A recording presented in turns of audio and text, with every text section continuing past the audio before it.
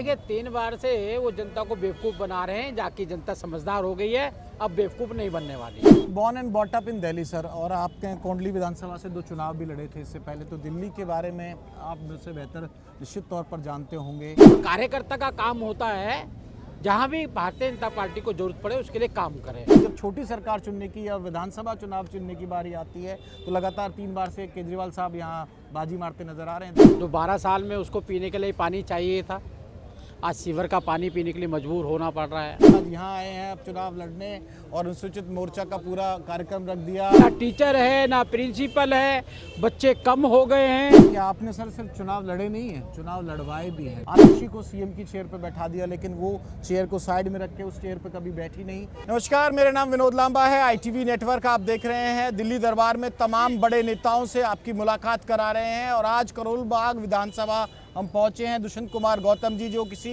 परिचय के मोहताज नहीं है, पूर्व राज्यसभा सदस्य हैं और राष्ट्रीय महामंत्री हैं और जो अनुसूचित मोर्चा है उसके उपाध्यक्ष से लेकर उपाध्यक्ष का पद भी लगातार संभालते रहे हैं। एक हैवीवेट कैंडिडेट भाजपा ने चुनकर यहाँ भेजा है। सर बहुत बहुत धन्यवाद, थैंक यू। कहेंगे पूरे राजनीतिक सफर की बातचीत मैं आपसे करूंगा, लेकिन पहली शुरुआत मैं करोल बाग से कर लेता हूँ। जी, करोल बाग के लेकर क्या कहेंगे? आज यहाँ आए हैं अब चुनाव लड़ने और अनुसूचित मोर्चा का पूरा कार्यक्रम रख दिया। मेघवाल साहब आए हुए थे और तमाम सांसद भी आए हुए थे। देखिए भारतीय जनता पार्टी ने मुझे उम्मीदवार बनाया है, मैं अपने नेतृत्व का बहुत बहुत धन्यवाद करता हूँ। मैं यहाँ से विधानसभा का चुनाव लड़ रहा हूँ और वो चुनाव एक परिवर्तन के लिए चुनाव है। यहाँ दुष्यंत कुमार गौतम चुनाव नहीं लड़ रहा, यहाँ की जनता चुनाव लड़ रही है। जो 12 साल में उसको पीने के लिए पानी चाहिए था, आज सीवर का पानी पीने के लिए मजबूर होना पड़ रहा है। टूटी हुई सड़कें हैं, कीचड़ भरी हुई है। मेयर जहाँ रहता है, मेयर का क्षेत्र है, उसके बाद भी आप गंदगी का आलम यहाँ पर देख सकते हैं। यहाँ की चुनाव जनता इसलिए भी लड़ रही है कि केजरीवाल कहते हैं हमने स्कूलों का निर्माण किया है। जाकर देखिएगा, स्कूल बंद हुआ है एक यहाँ पर। मैंने पूछा क्यों बंद हुआ है? ना टीचर है ना प्रिंसिपल है, बच्चे कम हो गए हैं क्योंकि वहाँ का रिजल्ट डाउन जा रहा है। लोग, देश के प्रधानमंत्री गरीबों को शौचालय देने की बात कर रहे हैं। हमने 12 करोड़ लोगों को शौचालय दिया है, लेकिन यहाँ देखेंगे यहाँ शौचालय बंद पड़ा हुआ है। यहाँ की जनता जिस प्रकार से त्राही त्राही मचा रही है, जो जीवन जीने के लिए मौलिक चीज़ें चाहिए, जिसके लिए वो टैक्स देती है, जिसलिए प्रतिनिधि को चुनती है, यहाँ के प्रतिनिधि और सरकार ने कोई भी योजना यहाँ के जनता के लिए क्रियान्वयन होनी चाहिए। कोई जनता कार्यकर्ता कोई भी कार्य कोई भी नहीं किए गए, इसके कारण यहाँ की जनता चुनाव लड़ रही है। मैं हैवीवेट इसलिए कह रहा हूँ कि आपने सर सिर्फ चुनाव लड़े नहीं है, चुनाव लड़वाए भी हैं। 2022 में आप उत्तराखंड गए, उत्तराखंड में सरकार बनवाई भी है। तो दुष्यंत कुमार गौतम साहब को उतारने की ज़रूरत क्यों पड़ गई दिल्ली चुनाव में? देखिए दुष्यंत कुमार गौतम राष्ट्रीय महामंत्री हो सकता है, लेकिन भारतीय जनता पार्टी का एक कार्यकर्ता है और कार्यकर्ता का काम होता है जहां भी भारतीय जनता पार्टी को जरूरत पड़े उसके लिए काम करें। इसलिए भारतीय जनता पार्टी ने मुझे एक कार्यकर्ता के रूप में यहाँ पर भेजा है और मेरा दायित्व है भारतीय जनता पार्टी के हर नेतृत्व का आदेश मानना। लेकिन सीट के चयन करते समय सर ये तो देखा होगा आपने कि 3 बार विशेष रवि, ऐसा क्या स्पेशल है उस रवि में जो लगातार 3 बार से यहाँ विधायक बनते जा रहे हैं और दुष्यंत गौतम जी उस चुनौती को कैसे पार पाएंगे? देखिए 3 बार से वो जनता को बेवकूफ़ बना रहे हैं, जाकि जनता समझदार हो गई है, अब बेवकूफ़ नहीं बनने वाली है। और चुनौती मेरी नहीं है, यहाँ की जनता की चुनौती है कि हमें ऐसा प्रतिनिधि चाहिए जो हमारे घर पे सुविधाओं को पहुंचा सके, हमें धक्के नहीं खाने पड़े। सुबह पार्क में था, पार्क की हालत देख के आया, वहाँ पर जहाँ फूल खिलते थे हमारे समय के अंदर, वहाँ पर लोगों को धूल चाटनी पड़ रही है। एक एक चीज़ कहीं भी आप जाइएगा, आपको जो सुविधा जनमानस को मिलनी चाहिए, कहीं भी वो सुविधा दिखाई नहीं देती। Born and bought up in Delhi sir, और आपके कोंडली विधानसभा से 2 चुनाव भी लड़े थे इससे पहले, तो दिल्ली के बारे में आप मुझसे बेहतर निश्चित तौर पर जानते होंगे।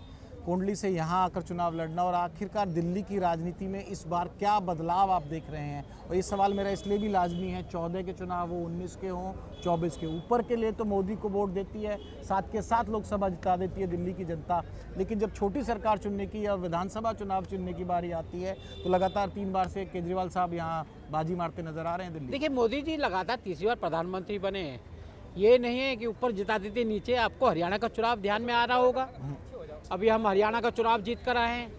आपको महाराष्ट्र का चुनाव याद रहना चाहिए, महाराष्ट्र का भी चुनाव जीत कर आए हैं।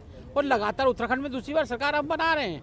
ये नहीं तीनों है। चीज़ों पर ही आ जाता हूँ। ये लेकिन- तीनों चीज़ें जो आपने बोली हरियाणा का बिल्कुल आसान नहीं लग रहा था। मैं कह रहा हूँ इस बात को क्योंकि मैंने एक्सटेंसिवली कवर किया था और जितनी रिपोर्टिंग मैंने की थी या रिपोर्ट्स मेरे पास थी महाराष्ट्र को लेके वहाँ भी टफ था और उत्तराखंड का तो ट्रेंड ही बदल दिया आप लोगों ने। जब आप कह रहे हैं हरियाणा का लग नहीं रहा था ना, ये शुरुआत में नहीं लग रहा था ना, रिजल्ट क्या आया, भारतीय जनता पार्टी और सरकार सबसे बड़ा मैंडेट आया। और वही दिल्ली में भी यही होने वाला है।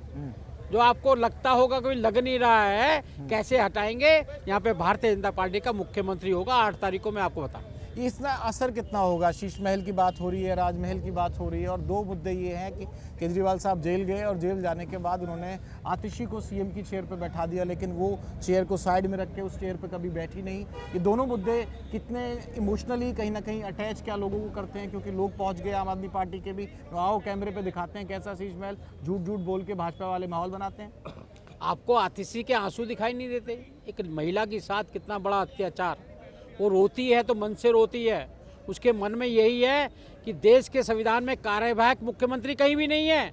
उस बेचारी को कार्यवाहक मुख्यमंत्री बार बार कहा जाता है और मेहनत कर रही है, और केजरीवाल सपना देख रहा है मुख्यमंत्री बनने का, जबकि बनना नहीं है।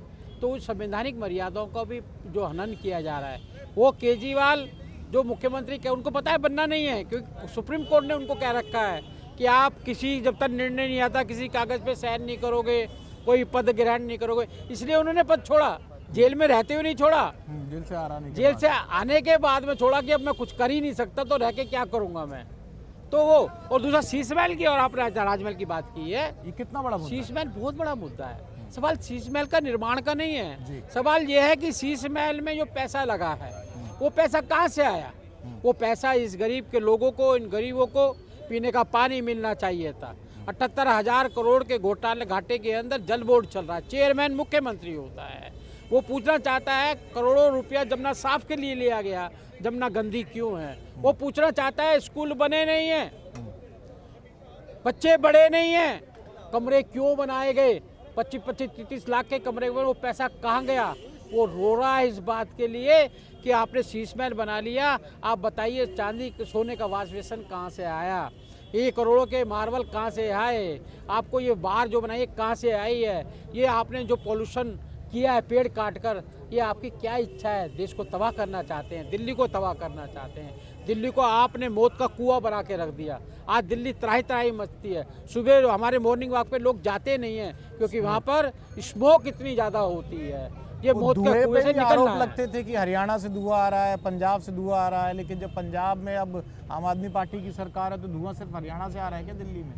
नहीं, अब धुआं घूमकर यूपी से आता है, वाया यूपी आ रहा है। वाया यूपी आता है आजकल धुआं। पहले पंजाब से आता था, चंडीगढ़ से आता, चंडीगढ़ में उनका मेयर बन गया, बंद हो गया वहाँ पर। अब पंजाब से आता था, पंजाब में उनकी सरकार भी बंद हो गया।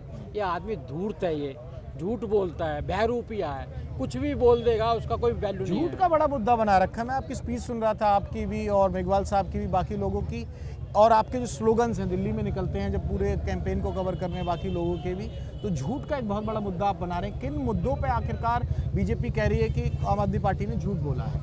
अब बताए ना, अभी लोकसभा चुनाव में उन्होंने फार्म भरे, घर घर जाकर फार्म भरे, हम आपको 1,000 रुपया देंगे।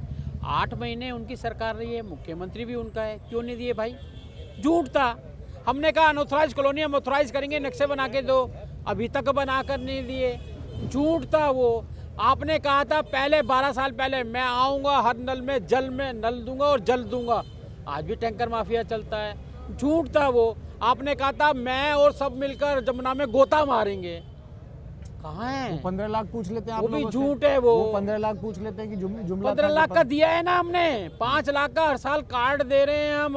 8 साल, अब 12 साल से दे रहे हैं केंद्र में रहते हुए, 12 60 लाख हो गए हैं वो। हम जिन लोगों को जीवन दे रहे हैं, मौत को नहीं दे रहे। हम लोगों को अच्छी सुविधा, हमने 50 करोड़ को फ्री भोजन देने का काम कर रहे हैं। कोरोना काल से बचाने का हमने काम किया है, और हमने आयुष्मान आतंकवाद कार्ड यहाँ बना नहीं, दिल्ली में नहीं है, नहीं लागू होने दिया। मोहल्ला क्लिनिक की वजह से नहीं बना? नहीं, इसलिए कि प्रधानमंत्री की फोटो लगनी है, प्रधानमंत्री की योजना, इसलिए। मोहल्ला क्लिनिक में तो झूठ ही बोला गया है कि डेली हजारों के टेस्ट हुए हैं, डेली हजारों को दवाई दी गई है। मोहल्ला क्लिनिक बंद पड़ा हुआ है, जिसका नाम लिखा गया है वो पंजाब का व्यक्ति है, कोई कहीं का व्यक्ति है, बोगस नाम डालकर करोड़ों रुपए का बोगस दवाई देकर, बोगस पर्ची बनाकर, बहुत बड़े, मतलब कौन सा क्षेत्र है जहाँ घोटाला नहीं अच्छा किया चलो हो? आपकी बात मान ले तो कितनी सीट का दावा करते हैं आप दिल्ली में भाजपा के? भारतीय जनता पार्टी की पूर्ण बहुमत की सरकार दिल्ली में बनने वाली है और आप गदगद हो जाओगे जैसे हरियाणा में हुए थे। नंबर तो कुछ होगा, नंबर तो कुछ आता पूर्ण है। बहुमत है,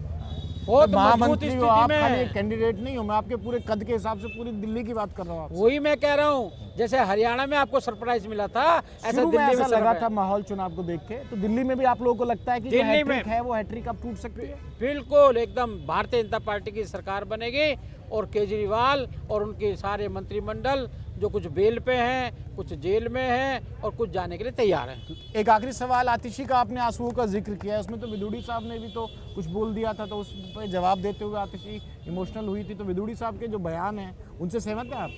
बिजुली साहब ने माफ़ी मांग ली है उसके लिए, और मैंने उस दिन भी कहा था, मैं कहा बिजुली साहब खड़े हुए वहीं पे थे हम प्रधानमंत्री रैली में, तो वो जवाब दे रहे हैं और उन्होंने कहा है कि मैं माफ़ी मांगता हूँ, लेकिन उनकी भावना वो नहीं थी जिस प्रकार से वो आंसू बहा रही थी, वो भावना नहीं थी। महामंत्री अगर आके चुनाव लड़ रहे हैं तो विशेष रवि का मुकाबला कर पाएंगे, क्योंकि 3 बार का विधायक वो भी है आम आदमी पार्टी से, इस सीट से जिस पर हम और आप बातचीत कर रहे हैं? हम पूरा मुकाबला कर रहे हैं, और मुकाबला मैं नहीं कर रहा, यहाँ की जनता कर रही है। जो जनता के लिए उन्होंने वादे किए थे, जनता एक एक वादा उनको गिनवा रही है, उसका जवाब नहीं देने मतलब। शुक्रिया सर हमसे बातचीत करने के लिए। तो दुष्यंत कुमार गौतम साहब थे जो पूरे कॉन्फिडेंस के साथ कह रहे हैं कि जो सरप्राइज होने की बारी है मीडिया की, हरियाणा से भी ऐसे सरप्राइज के नतीजे आप लोगों को लगे थे, तो यही दावा महाराष्ट्र की तरह और हरियाणा की तरह दिल्ली में भी भाजपा के बड़े नेता कर रहे हैं, और बतौर कैंडिडेट नहीं, भाजपा के राष्ट्रीय महामंत्री होने के नाते भी इनकी बात को गंभीरता से लिया जाना चाहिए।